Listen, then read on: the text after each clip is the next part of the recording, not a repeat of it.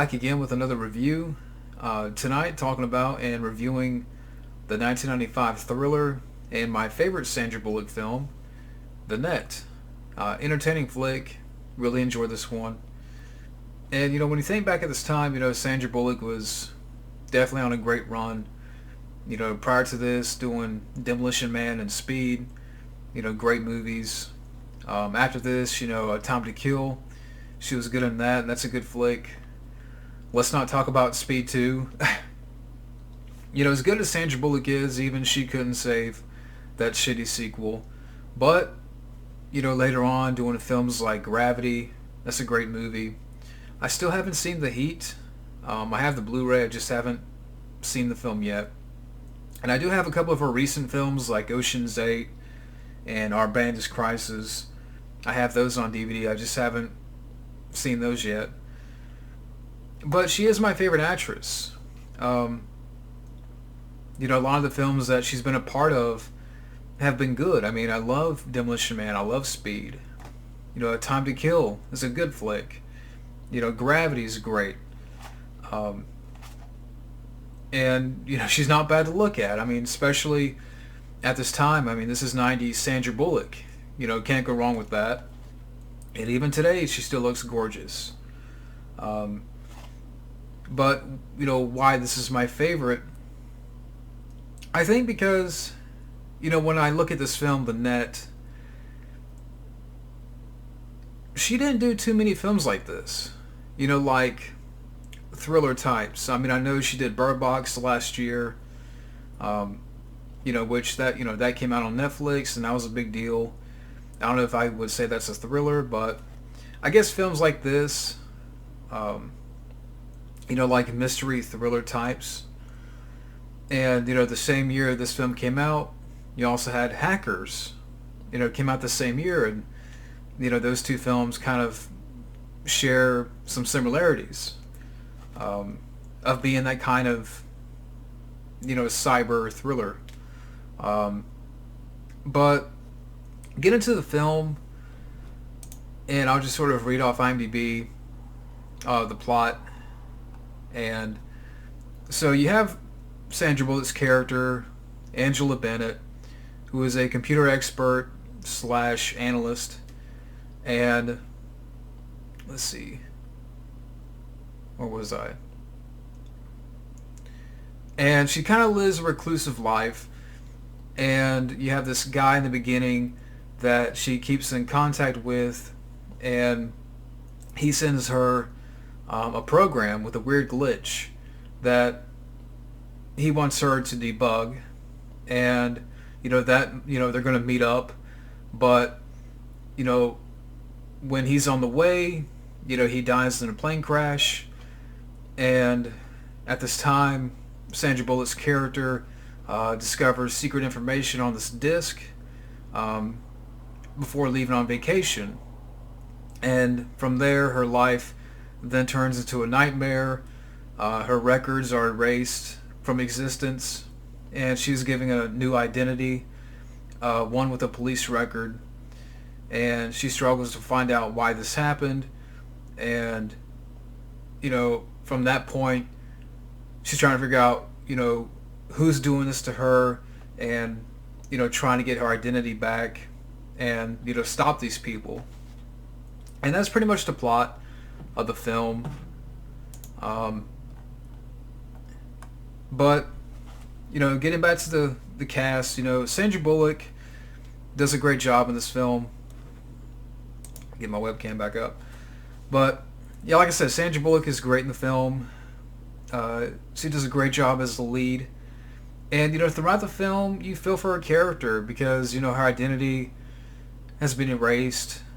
And this identity that she's stuck with, this other name, has a record.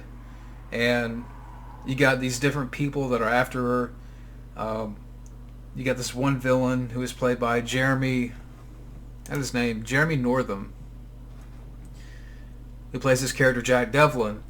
He's after her, and along this, all this going on, Sandra Bullock doesn't really trust anybody. because you got different types of people that are after her. You have Dennis Miller in the film, who plays a close friend of Sandra Bullock, and halfway in the film, more in the second act, he tries to help her out, and at one point, Dennis Miller's character gets drugged and eventually killed off in the hospital because he got drugged and sent to the hospital, and he got killed in the hospital. So it's like wherever she turns, for help, someone's in jeopardy. And you have this subplot where her mother has Alzheimer's, like her mother's in this nursing home, and she has Alzheimer's, and Sandra Bullock wants to protect her because she's the only family left. And like I said, Sandra Bullock is great.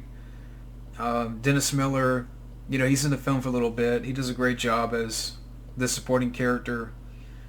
Jeremy Northam, who plays a villain, which is weird because, towards the end, they kind of mention the main villain, but from my recollection, he never shows up. It's more of Jeremy Northam's character that's pursuing Sandra Bullock throughout the film, and he does fine. And looking at the cast, Diane Baker plays her mom, and Diane Baker, she's in other films like Silence of the Lambs and The Cable Guy. And I don't know if that's the subplot there with the mom. I mean, it didn't bug me, but maybe it wasn't needed. I mean, I get why it's in the film, but maybe it wasn't needed. But that's just me. The guy in the beginning that Sandra Bullock talks to over the phone, I've seen this guy before, Ray Mckinnon, an actor. And he's been in a couple of films like The Missing, Oh Brother Where Art Thou. So I've seen him before in other films. And Ken Howard, who plays this one character in the opening of the film. So the cast is fine. I mean, Sandra Bullock is definitely what keeps the film going. I mean, the villain is okay. This Jeremy Northam, his character's okay. But, it's Sandra Bullock that really drives this film. The pacing, it's 114 minutes, but it keeps you interested. It keeps you going. What's going to happen next? Where is this going? And, Sandra Bullock's character trying to unravel, this code and so on. And the pacing didn't bother me. Now, the guy who directed this film is Irwin Winkler. Now, if you heard of this guy before, he's produced a lot of big movies. I'll click here on his IMDb real quick. But, this guy, he's more known as producing a lot of big movies like, the Rocky movies, Raging Bull, The Right Stuff, Goodfellas.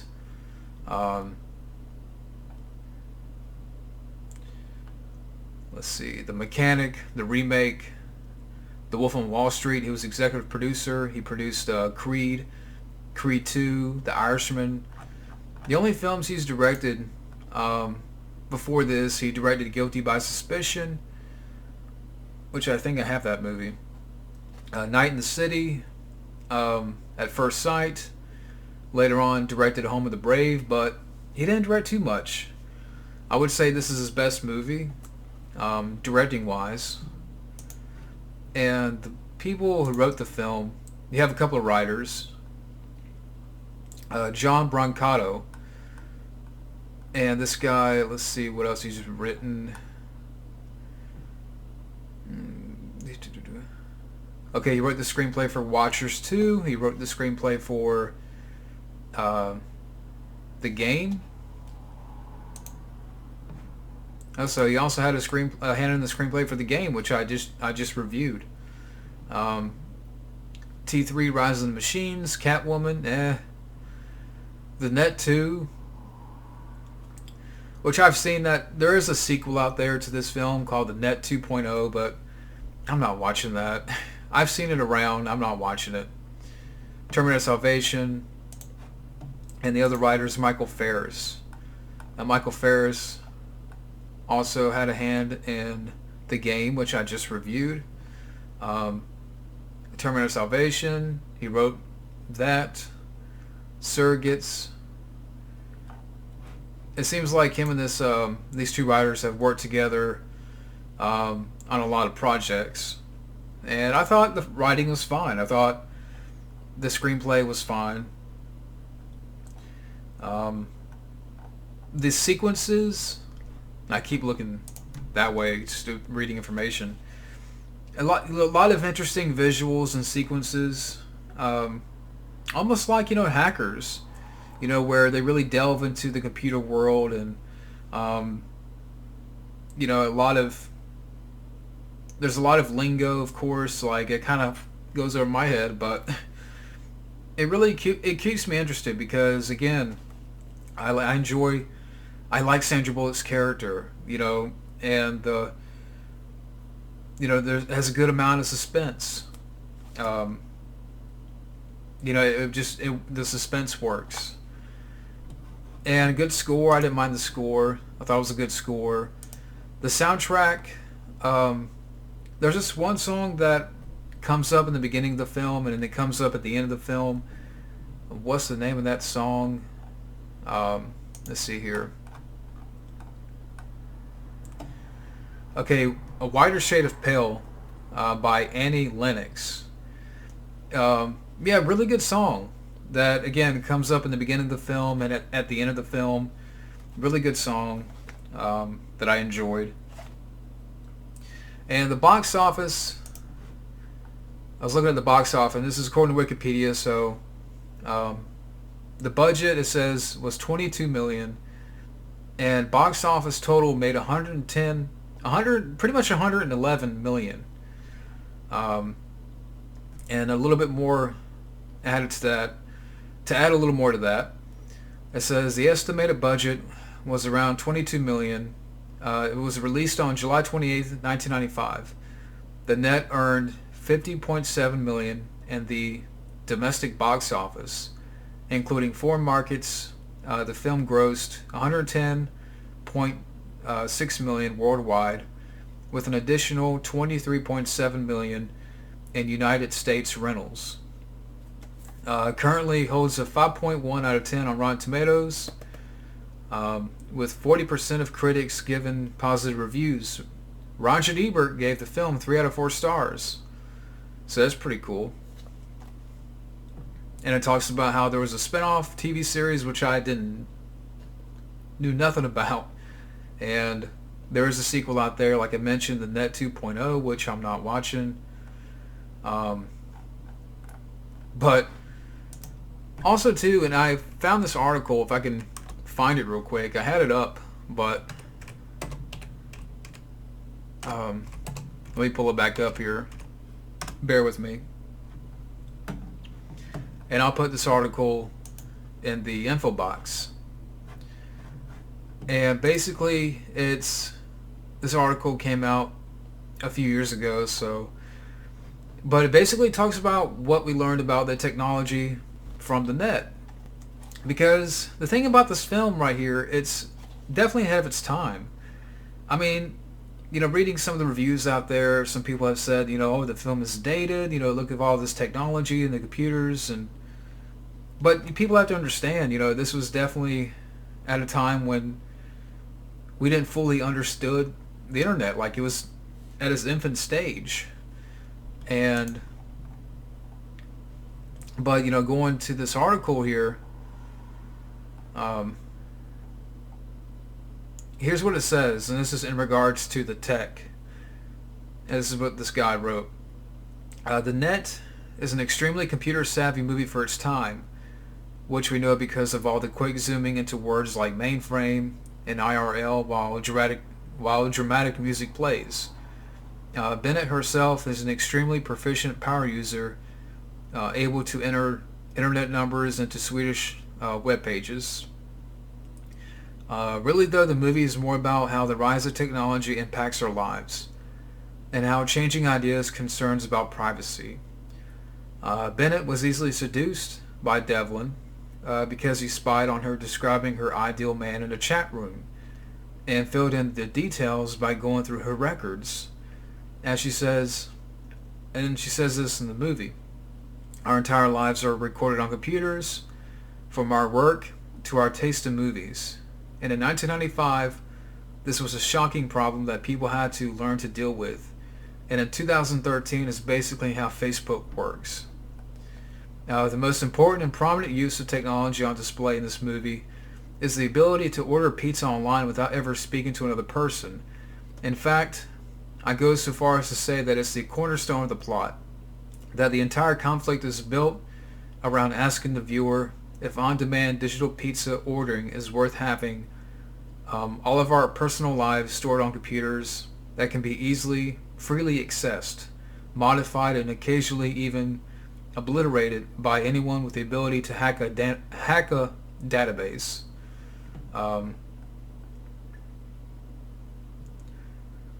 But yeah, so in this film, I mean, Sandra Bullock orders pizza online. Who would have thought in 1995? So somebody owes Sandra Bullock some money. Domino's, Pizza Hut, whatever. You owe Sandra Bullock some money. Somebody owes Sandra Bullock some money for that. So again, who would have thought in 1995? So I mean, the film is ahead of its time. I mean, just some of the concepts and the ideas and it presents. Now, the says special edition, as far as the features are concerned, you do have an HBO special, Inside the Net, an exclusive featurette. You have a director's and producer's commentary, and you also have a writer's commentary, and some trailers, production notes. Like if I open this up, you got this little production.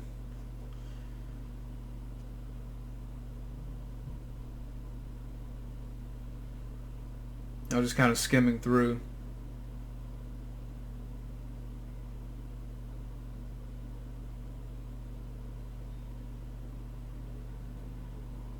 Yeah. So you got some good production notes. I like that poster. I like that look right there. But yeah, I mean, overall, you know, I can go on and on about this one. You know, The Net, again, it's my favorite Sandra Bullock film. It's a great mystery thriller with some interesting sequences. Good direction by Irwin Winkler. The cast, the supporting cast, you know, is fine. You know, good score. I like a couple of the songs they use in the film. And like I mentioned before, you know, I wish, kind of in a way, you know, Sandra Bullock would do, you know, more films like this. You know, it'd be interesting to see. But yeah, so if you haven't seen The Net, definitely give it a watch. If you're into that type of film, like, you know, a cyber thriller type, you know, if, like, let's say Hackers, you know, great movie that came out the same year, and those two films kind of share some similarities. So it can make for a good double feature. But yeah, The Net, really good film and entertaining. So that's my review of The Net. I hope you enjoyed this review. Have a good day.